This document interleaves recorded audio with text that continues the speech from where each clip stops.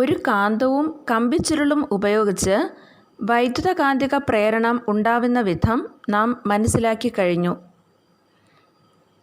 ഇനി മറ്റേതെങ്കിലും രീതിയിൽ വൈദ്യുതകാന്തിക പ്രേരണം സാധ്യമാണോ എന്ന് പരിശോധിക്കാം.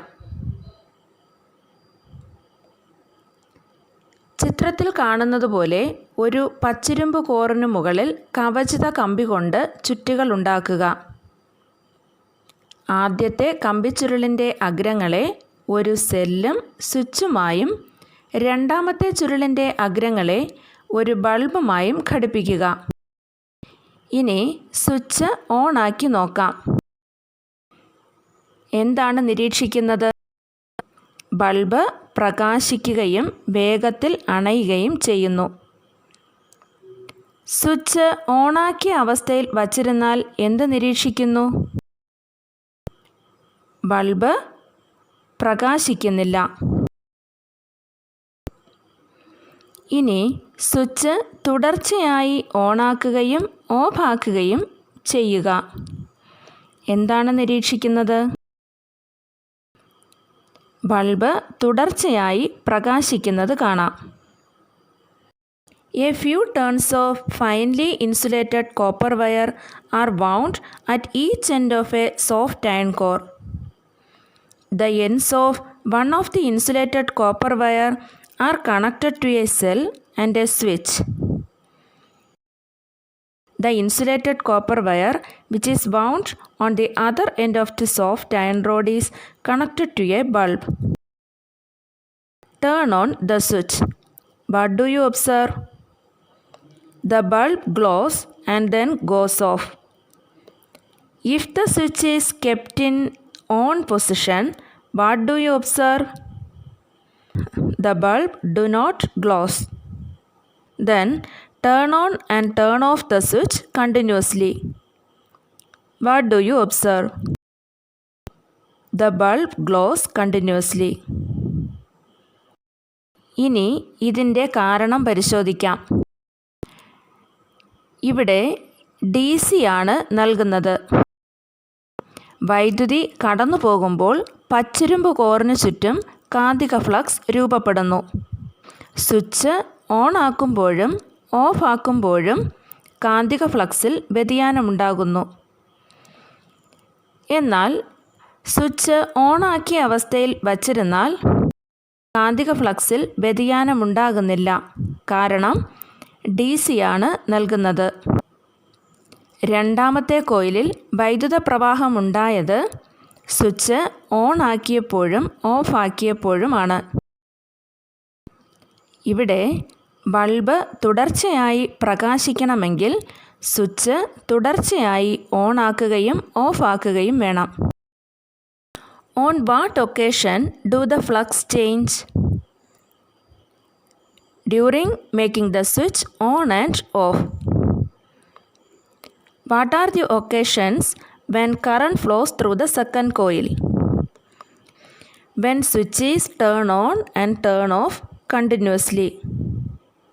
When the switches turn on and turn off, the flux changes. If DC is used, the bulb glows continuously when switches turn on and turn off continuously. ഇവിടെ 2 കോയിലുകൾ കാണാം. ഏതു കോയിലിലാണോ നാം വൈദ്യുതി നൽകുന്നത് അതാണ് പ്രൈമറി കോയിൽ. ഏതു കോയിലിലാണോ വൈദ്യുതി പ്രേരിതമാകുന്നത് അതാണ് secondary coil.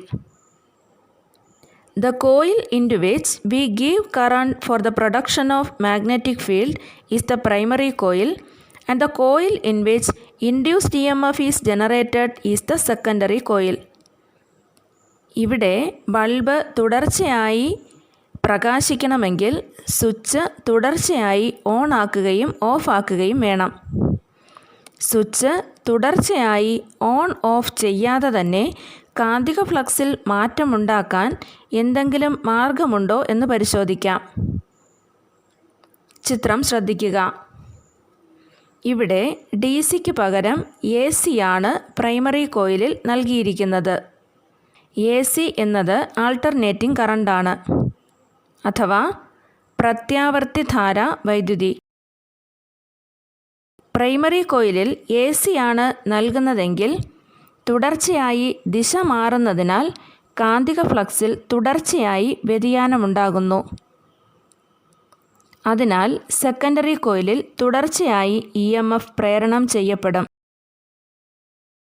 If AC is given to the primary coil instead of DC, EMF will be continuously induced in the secondary coil.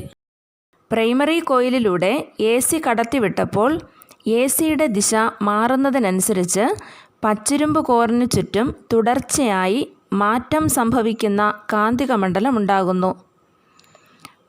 മാറുന്ന ഈ കാന്തിക മണ്ഡലത്തിലാണ് സെക്കൻഡറി കോയിൽ സ്ഥിതി ചെയ്യുന്നത്.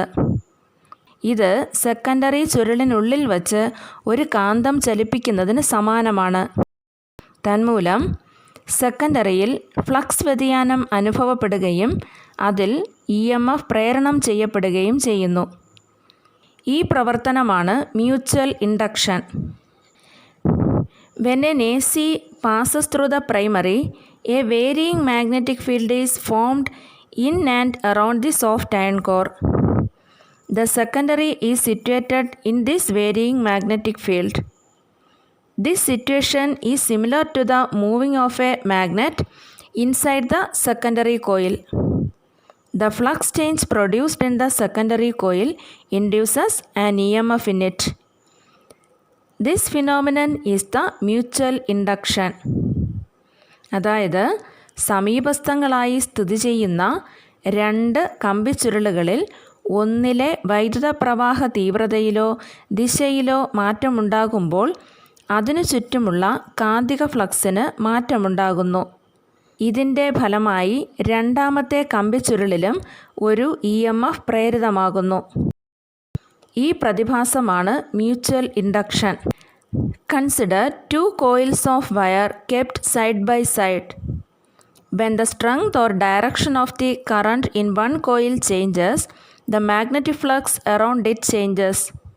As a result, an EMF is induced in the secondary coil. This phenomenon is the mutual induction. Mutual ഇൻഡക്ഷൻ്റെ അടിസ്ഥാനത്തിൽ പ്രവർത്തിക്കുന്ന ഒരു ഉപകരണമാണ് transformer. Transformer is a device that works on the principle of mutual induction.